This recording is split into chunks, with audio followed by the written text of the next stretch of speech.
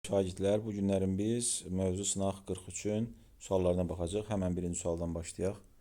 Deməli, mətn sualı verilib. Burada mətndə demək istəyir ki, bilirsiniz ki, 1948-53-cü illərdə və 1988-ci ildə Ermənistanda yaşayan Azərbaycanlılar qovulmuşdu, deportasiya edilmişdi.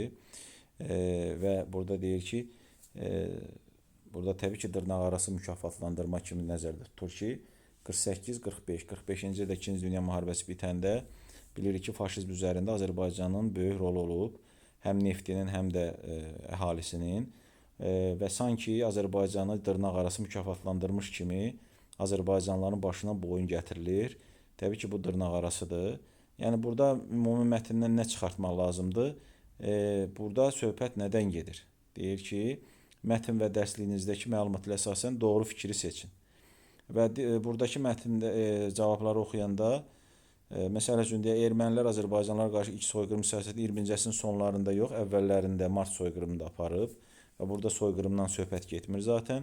Sovet İttifaqı 20-ci əsrin əvvəllərində zəifləməyə başlamayıb, sonlarında zəifləməyə başlayıb və yenə də burada ondan söhbət getmir.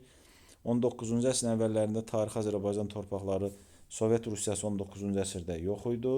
Yenə oradan söhbət getmir. 20-ci əsrin sonlarında Sovet İttifaqının zəifləməsi nəticəsində ermənilərin ərazi iddialarına son qoyuldu. Əlbəttə ki, qoyulmadı və mətndə bundan söhbət getmir.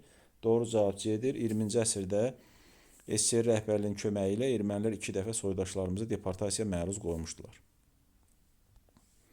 Davam edirik. 2-ci sual Manna dövlətinə aid deyil. Eradan əvvəl 1-ci minilliyin ikinci yarısında yaranmaq aid deyil. Çünki Manna eradan əvvəl 1-ci minilliyin birinci yarısında yaranıb. Digər ifadələr deməli Mannaya aiddir. Üçüncü suala baxırıq. Sxem sualıdır. Azərbaycan SSR-yə aid ifadəni tapmalıyıq. Amma elə olmalıdır ki, 20-ci əsrin 90-cı illər olsun. Burada cavab D-dir. Xalqın azadlıq uğrunda mübarizə aparması. Bilirsiniz ki, 1988-dən başlayan mübarizə 89-da və 90-cı ildə davam edir, 91-ə qədər. Zaten 90-cı ildə 20 yanvar hadisəsi var. O da xalqımızın elə azadlıq mübarizəsini aparmasını göstərir. Ona görə də burada cavab D-dir. Digər ifadələr, deməli, A, B, C zaten Azərbaycan Respublikasına aid ifadələrdir. Y isə bilirsiniz ki, 1948-ci ildə qovulmağa başlayıblar, 40-cı illər. Yeni də çıxırıq. Burada 90-cı illəri soruşur.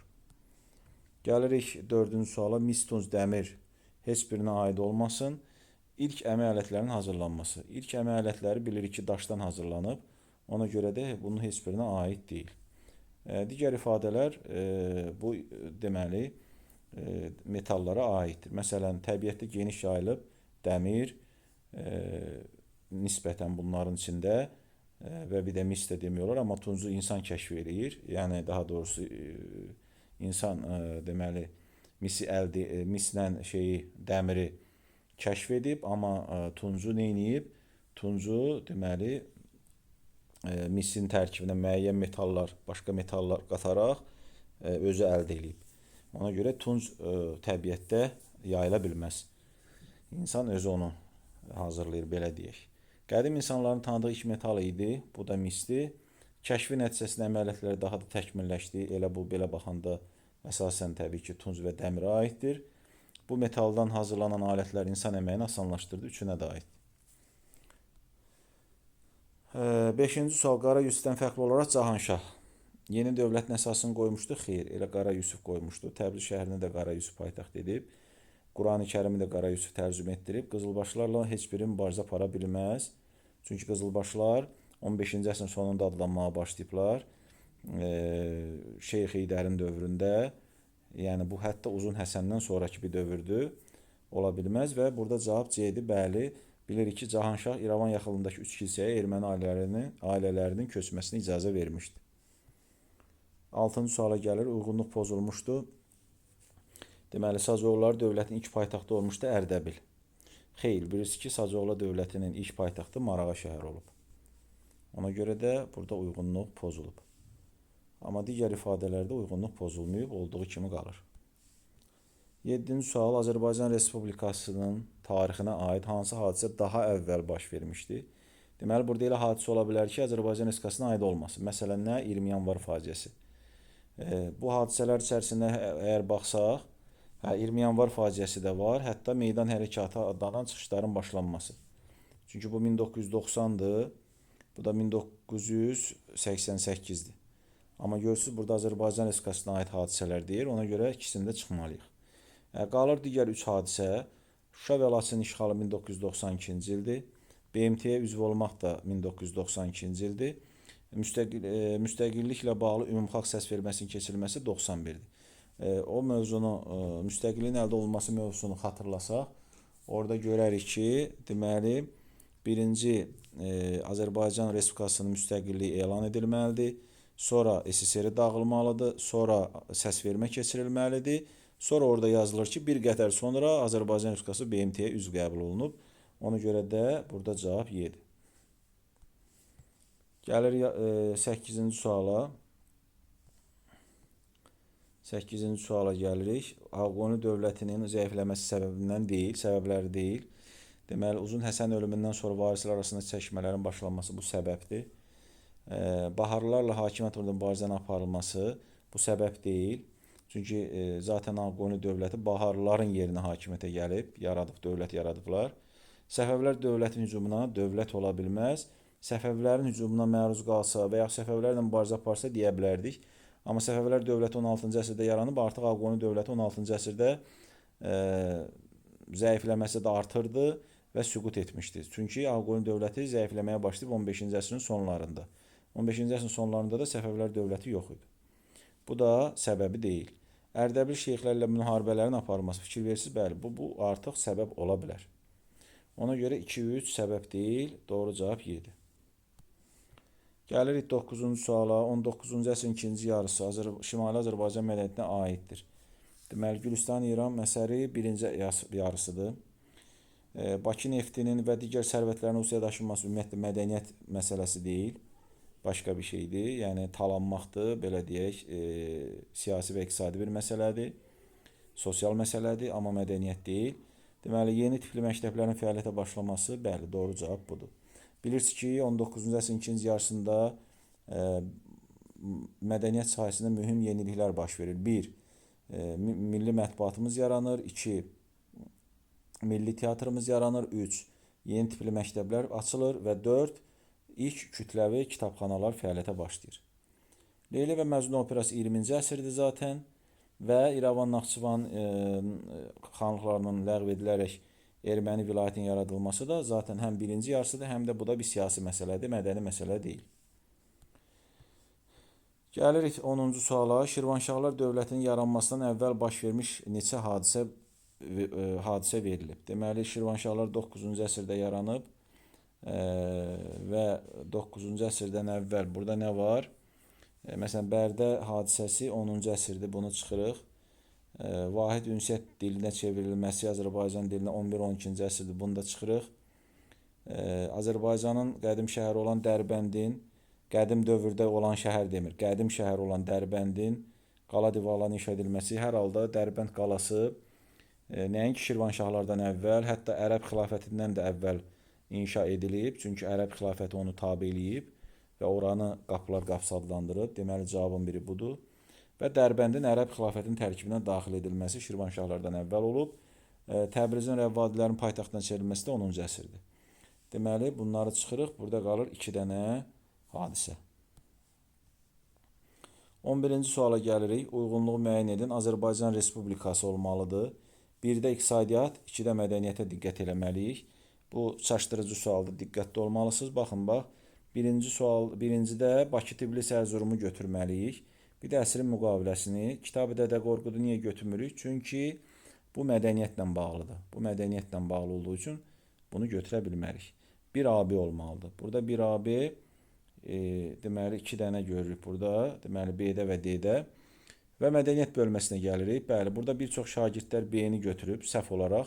Baxın, Üzeyir Hacıbəylinin 100 illik yubileyi nə vaxt keçirilib?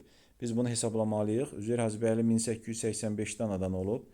100 illiyini qeyd eləmək üçün bu eləyir 1985. 1985 o deməkdir ki, Azərbaycan Respublikası dövrü deyil, Azərbaycan SSR dövrüdür. Ona görə A-nı götürmək olmaz. Bakı-Tbilisi-Ceyhan məsələsi də zaten iqtisadi məsələdir, o da olmaz. Bəli, Şuşada Xarı Bülbül festivalının keçirilməsi. Burada da bir dənə cavab var. Deməli, 1A, 2C, yəni D cavabı doğru cavabdır. 12-ci sual xəritə sualıdır. Gülüstan müqaviləsi ilə Rusiya güzəştə gedilən xanlıqlarımızı müəyyən edin. Biz bilirik ki, Gülüstan müqaviləsi ilə 1-ci Rus-Qacar müharibəsi başa çatıb və Gülüstan müqaviləsi ilə 1813-cü ilə qədər Rusiyanın işğal etdiyi əraziləri Qacarlar Rusiyanın tabeliyinə verməyə razılıq verir. Bunların içərisində də bilirsiniz ki, Naxçıvan, İrəvan xanlıqlarından başqa bütün digər şimal xanlıqlarımız nəzərdə tutulur. Naxçıvan 4-dür zaten çıxırıq, İrəvan da bu hissədir, buranı da çıxırıq. Bu hissə isə artıq cənub xanlıqlarımızdır. Bir məsələn Ərdəbildir, 5 Qaradağdır. Bu hissədə olmaz. Deməli, burada Ruslara güzəştə gedilən 2 xanlıq göstərmək olar. Bir, Gəncə xanlığını göstərmək olar, bir də Şamaxı xanlığını. Ona görə 2-3 doğru cavabdır. 13-cü sual. Hadisələrdən neçəsi Çar hakimiyyəti devrilməsindən sonra baş vermişdir. Çar hakimiyyəti nə vaxt devrilib? 1917-ci ildə. Deməli, biz burada baxmalıyıq ki, neçə hadisə 1917-dən sonra baş verib. Bakı Sovetinin təşkil edilməsi 1. Birinci Dünya müharibəsi 1914 olduğu üçün olmaz. Xalqımıza qarşı soyqırım siyasətinin həyata keçirilməsi mart soyqırımı 2. Ermənilərin Rus-Qacar müqaviləsinə əsasən, yəni Türkmənçay müqaviləsinə əsasən torpaqlarımıza köçürülməyə başlanması, bu da 19-cu əsr olduğu üçün bunu da çıxırıq.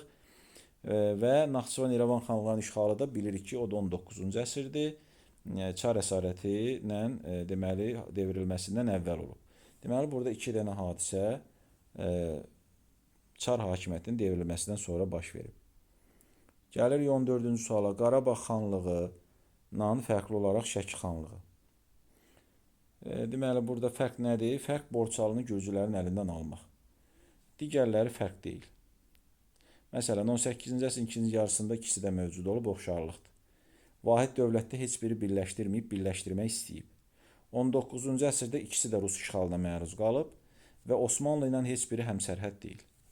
Bir daha xatırlayaq ki, şimalda Osmanlı ilə həmsərhəd olan yeganə şimal xanlığımız İrəvan xanlığıdır. Deməli, 20-ci əsrin əvvəlləri Şimali Azərbaycan tarixinə xarakterikdir. 20-ci əsrin əvvəlləri olmalıdır və Şimali Azərbaycan olmalıdır. İlk dəfə güclü və vahid dövlətin meydana gəlməsi xeyir. Bu sacilər nəzərdə tutulur. Bu da təbii ki 10-cu əsrdir, 9-10-cu əsr. B.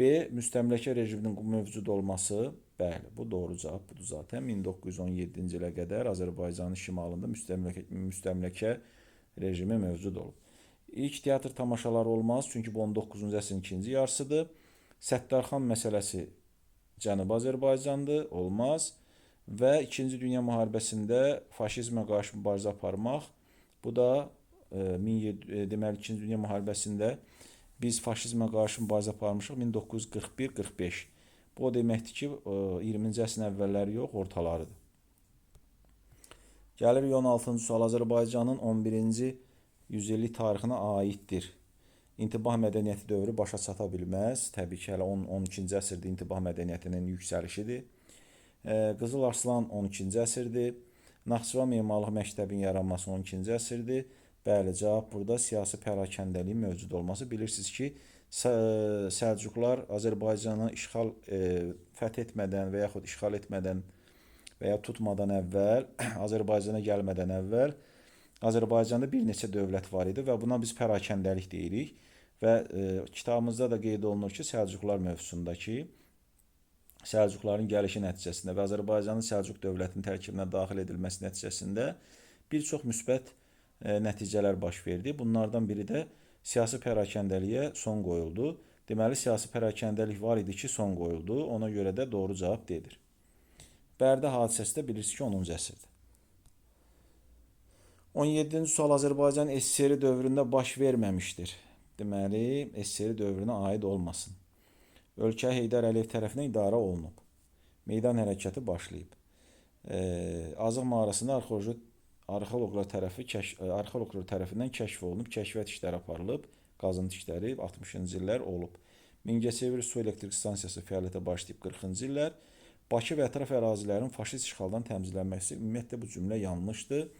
Çünki Bakı və ətraf ərazi faşist işğalına məruz qalmayıb ki, onu da təmizləməli olsunlar. Cümlə ümumiyyətlə yanlışdır. Diqqətli olmaq lazımdır. 18-ci sual uyğunluq gözlənilmişdi. Deməli, burada da Azərbaycan Xalq Cümhuriyyəti Parlamentinin sədri Rəsulzadə olmayıb, Topçubaşov olub. Azərbaycan Dövlət Neft Şirkətinin prezidenti yox, vitse-prezidenti olub İlham Əliyev. Bu da səhvdir. Şamaxıda astrofizika rəsədxanasının tikilmişdi. Hülakü xanın aidiyyəti yoxdur. Çünki o Şamaxı deyil, Marağa rəsədxanasıdır. Bu da səhvdir. İkinci Dünya Müharibəsində 2 dəfə İsrafil deyil, Həzaslanov olub. İsrafil Məmmədov ilk dəfə Azərbaycanlı olaraq bu ada layiq görülüb. Və təbii ki, doğru cavab C-dir. Niyə? Çünki bəli, Üzeyir Hacıbəylinin də 19-cu əsrin ikinci yarısında oxuduğu Qori müəllimlər seminariyası harada yerləşirdi? Qori şəhərində. Qori şəhəri də Gürcüstanda yerləşir. Yəni bu cümlədə bu uyğunluq gözlənilir. 19-cu suala gəlirik. Deməli, Manna Atropatena Albaniya. Roma sərkərdəsi ilə sülh bağlayıb, bilirik ki, Albaniya. Deməli, burada Albaniyaya getməlidir. Eradan əvvəl 1-ci minilliyin ikinci yarısında Arazdan cənubda yaranmışdı. Bu Atropatenaya aid ifadədir. Deməli, 2 Atropatenaya gedir. Sonra Eradan əvvəl 1-ci minillikdə Azərbaycanın cənubunda yaranmış ilk dövlətdir. Təbii ki, bu da Mannadır. 3 də Mannaya gedir. Gördünüz, cavab həmən çıxdı ortaya. Cavab deməli nədir? D. İranzu tərəfindən, təbii ki, bu ifadə yanlışdır. Manna dövləti əsası qoyulmuyub, başqa bir hökmdardır. Görürsünüz, burada artıq uyğunluq alındı. D cavabı doğru cavabdır.